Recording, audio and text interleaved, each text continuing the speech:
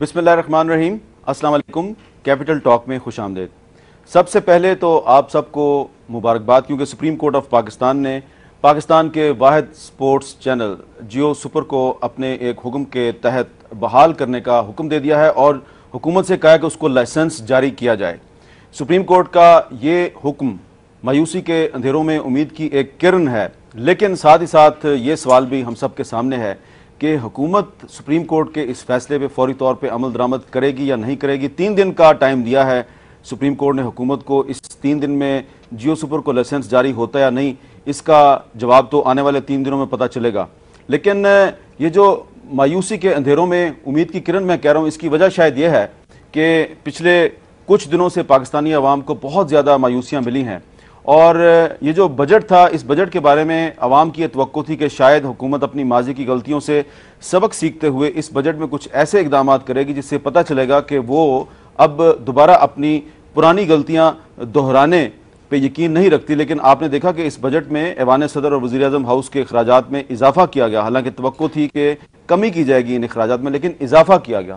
تو یہ سوال پیدا ہوتا ہے کہ حکومت نے اس بجٹ میں بھی پچھلی غلطیوں کو دوبارہ دہرایا ہے، ایوان صدر اور وزیر اعظم ہاؤس کے اور سیکریٹریٹ کے اخراجات میں اضافہ کیا ہے۔ یہ کیوں اضافہ کیا ہے اور آنے والے دنوں میں جو حکومت اور اپوزیشن کے تعلقات کی نوعیت ہے یہ کیا ہوگی، اس کے پاکستانی سیاست پر کیا اثرات مرتب ہوں گے، اس پہ ہم گفتگو کریں گے۔ ہمارے ساتھ موجود ہیں جناب محترم رضا حیات رائے صاحب، وزیر مملکت مسلم لیگ کاف کے، جناب خویا سعد رفیق صاحب، مسلم لیگ نون کے سینئر رہنما، محترمہ ماروی میمن صاحبہ، رکن قومی اسمبلی، ان کی پارٹی کا نام میں اب ان کے ساتھ نہیں لوں گا، اور جناب سید ناصر علی شاہ صاحب، پاکستان پیپلز پارٹی کے رکن کوئٹہ سے۔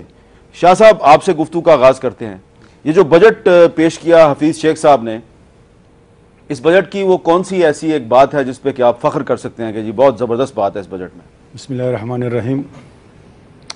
میر صاحب، ایک بات آپ کو کہوں کہ یہ بجٹ پاکستان پیپلز پارٹی کی منشور کے مطابقت نہیں رکھتا ہے، اس کے ساتھ پاکستان پیپلز پارٹی کی جو منشور ہے اس کے ساتھ اس کی مطابقت نہیں ہے۔ اچھا، پاکستان پیپلز پارٹی کی منشور آپ دیکھیں جناب ذوالفقار علی بھٹو کے جو تھا وہ تھا اسلام ہمارا دین، سوشلزم ہماری معیشت اور طاقت کا سرچشمہ عوام، اور روٹی کپڑا اور مکان۔ جی دیکھو، اس روٹی کپڑا اور مکان کے نام پہ ہم لوگوں نے ووٹ لیے ہیں۔ میں تو یہ کہتا ہوں کہ پاکستان پیپلز پارٹی کو چاہیے یہ تھا جی کہ 18 کروڑ عوام کو مد نظر رکھ کے اس غریب عوام کو جو کہ ووٹ دینے کے لیے ہر وقت ہر 5 سال کے بعد جب بھی جنرل الیکشن ہوتا ہے تو وہ غریب لوگ لائن میں کھڑے ہوتے ہیں ووٹ دینے کے لیے۔ امیر لوگ نہیں آتے، سرمایہ دار نہیں آتے، جاگیردار نہیں آتے، کیونکہ ان کے پاس ٹائم ہی نہیں ہوتا کہ وہ جا کے لائن پہ کھڑا ہو۔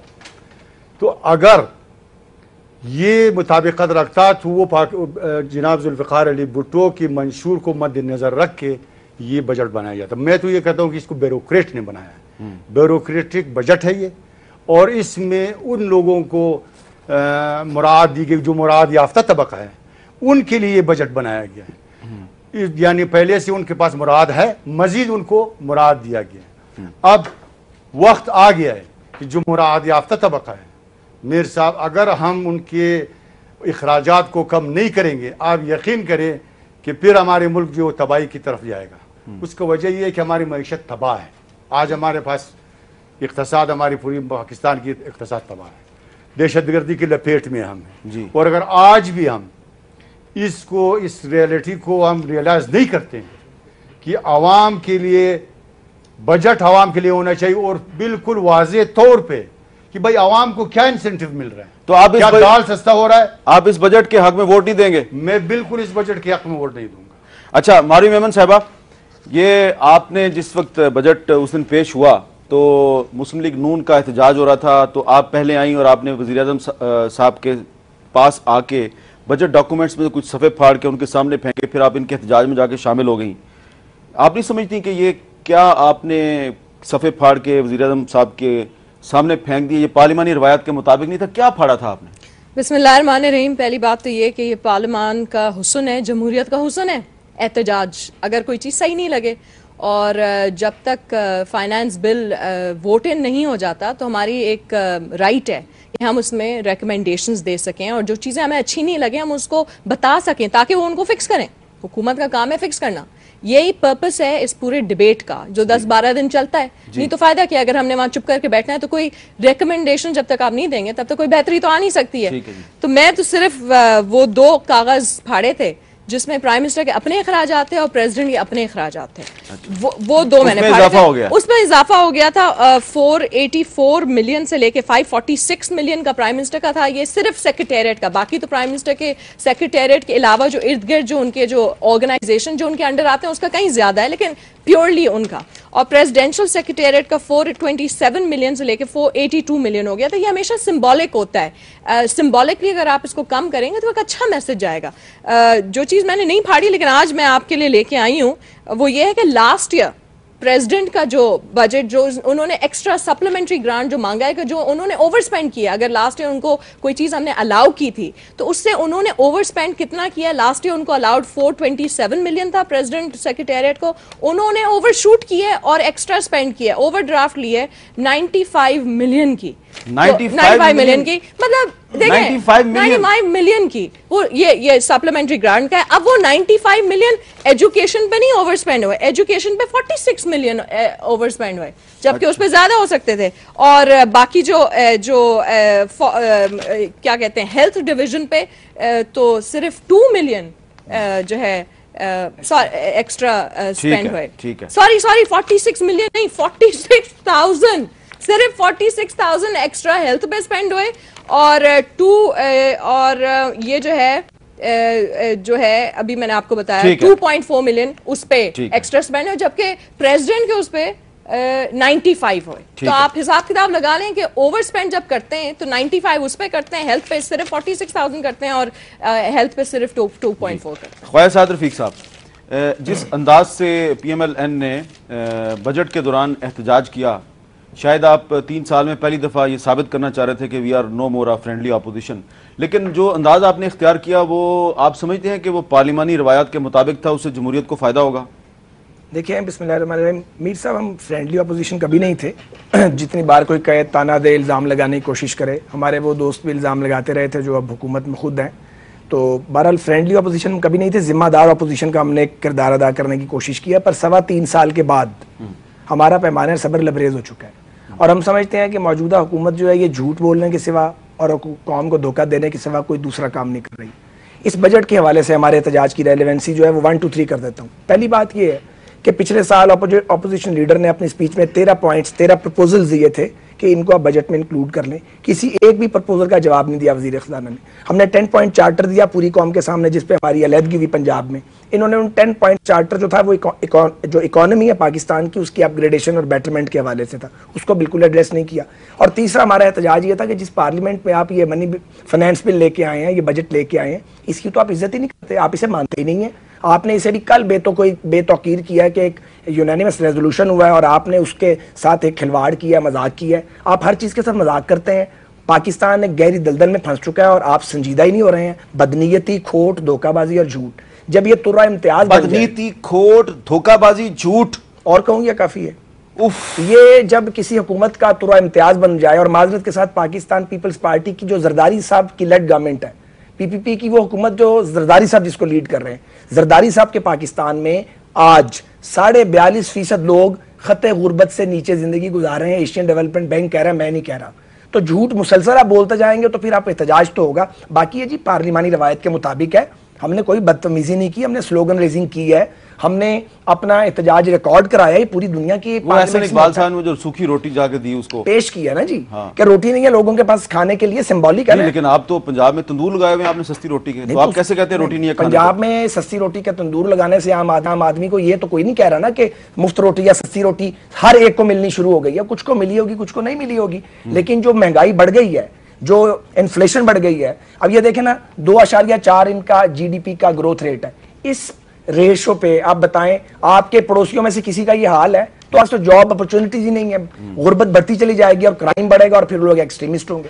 جی رضا راج صاحب, بجٹ ڈاکومنٹس کے مطابق آپ نے ایوان صدر کے جو اخراجات ہیں اس میں 8.3% اضافہ کیا ہے. پچھلے سال یہ اخراجات 42 کروڑ 72 لاکھ تھے, اس سال 46 کروڑ 28 لاکھ ہوئے اور اس میں اوور ڈرافٹ بھی ہے جس کا کہ ذکر کیا ہے ماروی میمن صاحبہ نے. اسی طرح وزیر اعظم ہاؤس صاحب کے جو اخراجات ہیں وہ بھی 1 ارب 18 کروڑ سے بڑھ کے 1 ارب 37 کروڑ ہو گئے ہیں اور اس میں بھی پچھلے سال اوور ڈرافٹ ہوا ہے. موجودہ صورتحال میں پریزیڈنٹ ہاؤس اور وزیر اعظم ہاؤس کے اخراجات میں اضافہ اس کو آپ کسی طریقے سے جسٹیفائی کر سکتے ہیں؟ میر صاحب پہلی بات تو یہ ہے کہ ہم لوگ حکومت میں شامل ہوئے ہیں مئی کے مہینے میں اس وقت آلریڈی جو باقاعدہ اس سے پہلے بھی تو شامل ہی تھے آپ. نہیں میر صاحب اب اگر آپ نے جواب دینے تو میں نہیں آپ فرما لیں جی. آپ باقی کسی کے وقت تو آپ بولے نہیں, میری باری ہے, جواب بھی آپ کو پتہ ہے تو پھر میرے سے میں نہیں بولتا. تسلی سے بات کر لیں, آپ فرما لیں, جو فائر مارنا آپ مار لیں. میں فائر نہیں مارا, میں نے صرف ایک سوال کیا. اچھا دیکھیں, ہم لوگ شامل ہوئے 2 مئی کے بعد.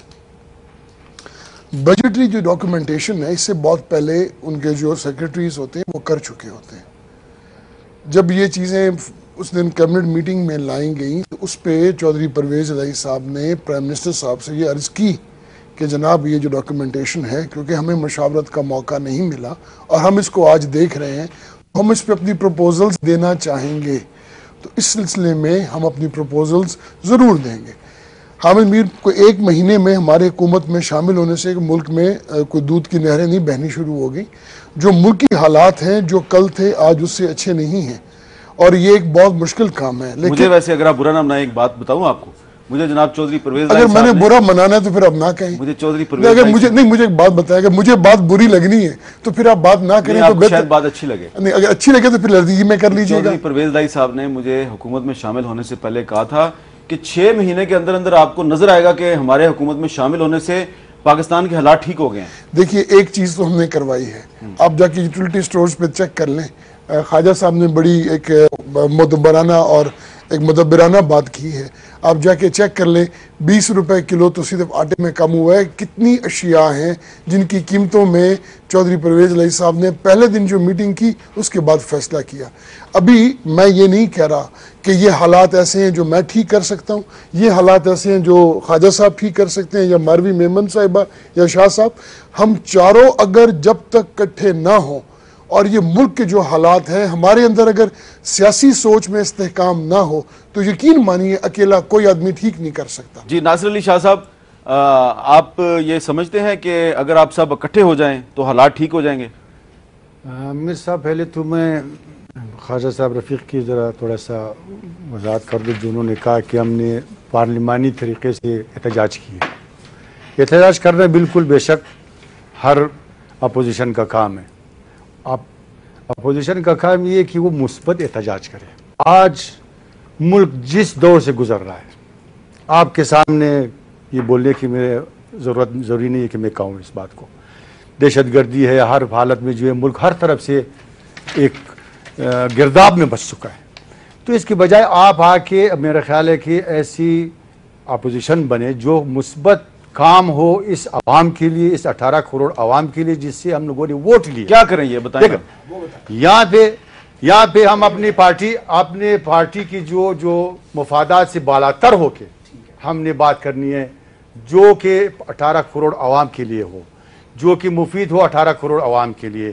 بجٹ بھی 18 کروڑ عوام کے لیے ہو, اس 98% غربا کے لیے ہو جو ہمیں اسمبلیوں میں بیچتے ہیں اور ہمیں کرسیاں سونپتی اور ہمیں اقتدار میں بھجواتے ہیں. میں یہ کہتا ہوں اگر ہم نے اس کی قدر نہیں کی, اس ووٹ کی ہم نے قدر نہیں کی, آپ میرے صاحب یقین کرے کہ ہم بہت بڑا گناہ کے مرتکب ہوں گے. ان کو کرنا کیا چاہیے؟ ان کو کرنا میں کہہ رہا ہوں ان کو کرنا, دیکھو جو ملک کے مفاد میں 18 کروڑ عوام کے مفاد میں ہے وہ ابھی جیسے بجٹ ہے بھی, میں یہ کہتا ہوں کہ یہ وی آئی پی سسٹم ختم ہونی چاہیے. یہ وی آئی پی سسٹم ختم ہونا چاہیے. جو مراد یافتہ طبقہ ہے, ہمارے بیوروکریٹس ہیں, پریزیڈنٹ سے لے کے میں کہتا ہوں 18 گریڈ تک مراد جو ہے اس کو کم ہونی چاہیے. اس مراد یافتہ طبقے سے پیسے 6 لاکھ روپیہ 4 لاکھ روپے ایک تنخواہ ہوتے ہیں. آپ ایک جی ایم کے آفس میں جائیں, کسی بھی آفس میں آپ جائیں, میں گیا ہوں, میں پاکستان اسٹیل مل کے آفس میں گیا ہوں, چیئرمین کے آفس میں جب وہاں جاتا ہوں میں نے وہاں دیکھا میں جیسے کوئی فرعون کے آفس میں گیا ہوں. یہاں اس بلو ایریا میں آپ جائیں, پی آئی اے کے آفس کی جو سیل مینیجر ہے اس کے آفس میں جائے, ان کی اتنا عملہ ہے اس کے پاس, میں حیران ہو جاتا ہوں کہ ایک شخص اتنا عملہ. کبھی آپ وزیر اعظم ہاؤس یا پریزیڈنٹ ہاؤس گئے؟ جی ہاں, میں ہر جگہ گیا ہوں. ادھر مجھے دیکھو نا، مجھے ہر جگہ پہ آج افسوس ہوتی ہے، خدا کی قسم مجھے افسوس ہوتی ہے، اس لیے کہ دیکھیں یہ عوام ہے، یہ عوام کے پیٹ سے، اب پیٹ جو ہے اپنا کاٹ کے یہ ٹیکس دیتے ہیں، یہ جو